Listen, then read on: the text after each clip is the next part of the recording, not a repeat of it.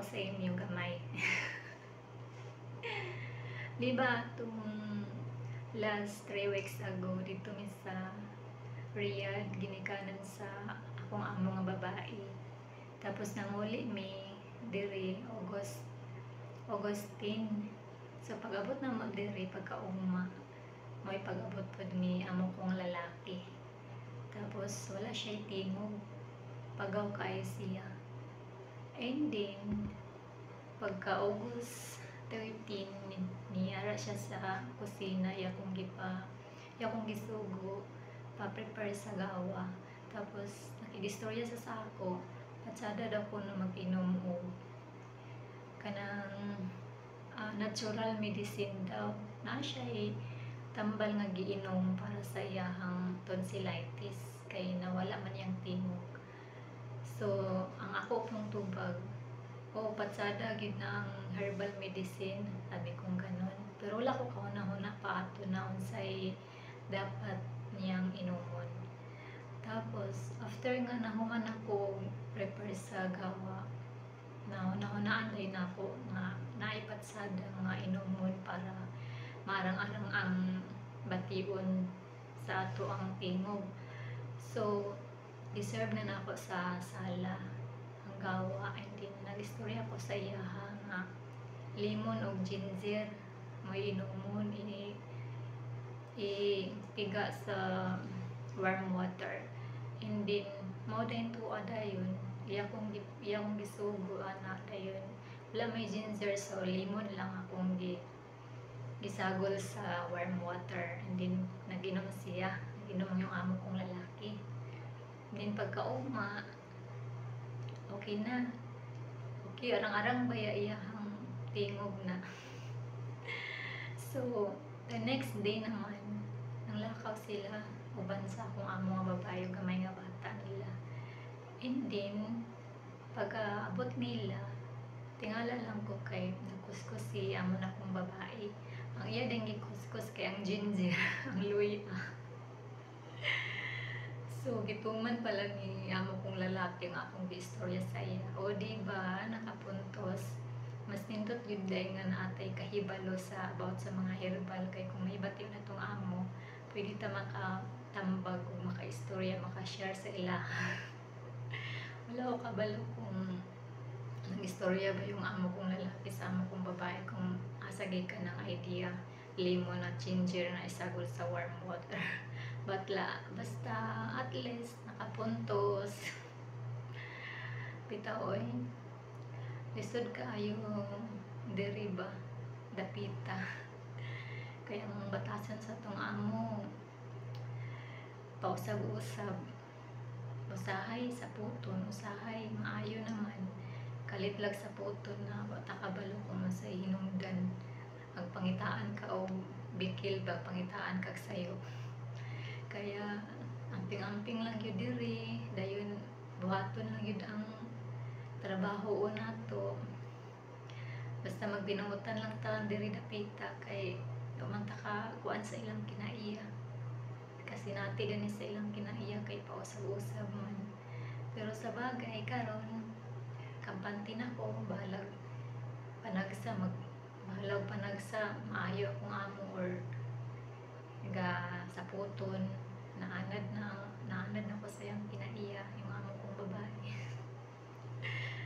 Anad-anad lang yun taani, kay naman yun taani ang dapita, di naman ta maka-surrender nga muuli ta, kanang lahi naman yun sa atua din na kung di ta kaangay sa atong amo, pwede ta mananghid na muuli lang sa kay na ay importante ang tuon dito dahil hindi na mo balik. Pero diring dapita, Diyos ko,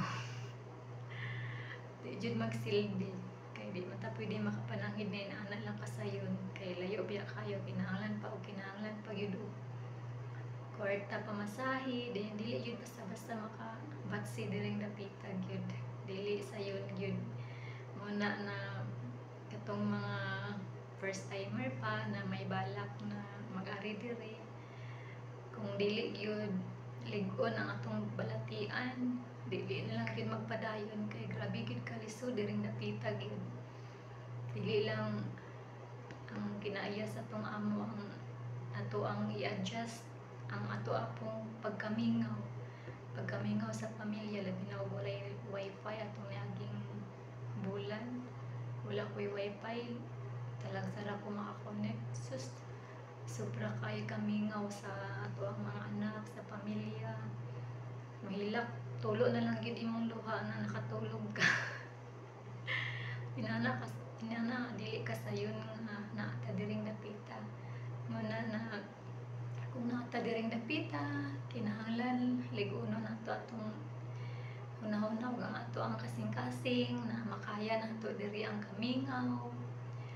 Bisan man og mingawon ta, pero agwantahon kinahanglan na kabalot ta mag-agwanta sa kamingaw sa atong pamilya.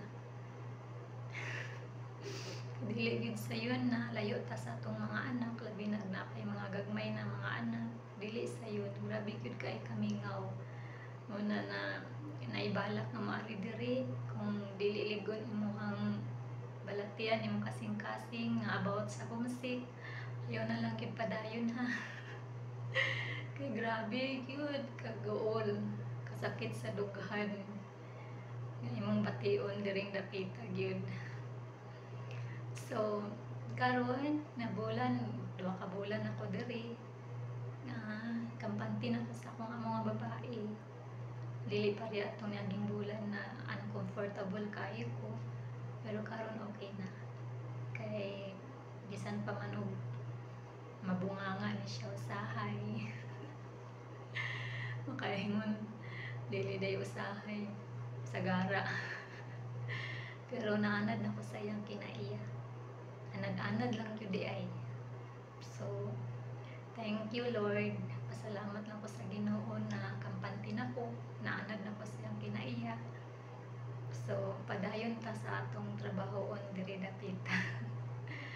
Ug ampo lang gyud nako na himsog perminti ang lawas, labi na pud sa akong mga anak ug pamilya dinha, himsog sila ug safe sila dinha, safe tang tanan. O hinaot pud ko na mahuman gid na ako ang kontrata diring dapita. Thank you Lord nga naa ka kanunay Lord, uban ka namo ug nagagiya ug nagbantay sa amo diri, nagiya kung sa ngay namong buhaton para ganahan ang amo diri. Muna akong share muna, pero basta yung batasan sa akong amo nga babae, bahala og saputon, usahay, mabunganga, basta kay dili na siya maghapak sa akong likod. Kay naging bulan, sige lang taghapakon dagto, sige lang tagmakatagamtang sa iyang hapak sa akong likod. Sa gito ka bulan ba, kay lahi ramang gyud na ilahang sinultihan diri, di ta kasabot, so mao to kahapakan ta. Pero karon makasabot naman ta, nakakuha naman ta sa ilahang mga language, basic nila nga language, so mao siguro na di na taghapakan.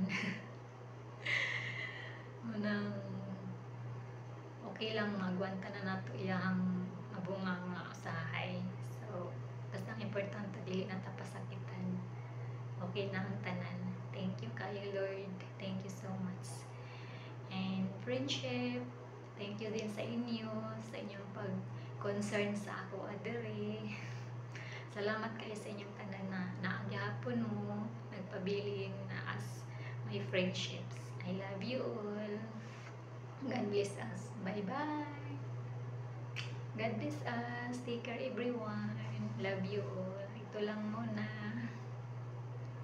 I love you mama, papa, mga anak ko, sister, ara, akong pagumangkon. I love you sa iyong tanan. God bless us. Amping mo diya permi, okay? God bless us.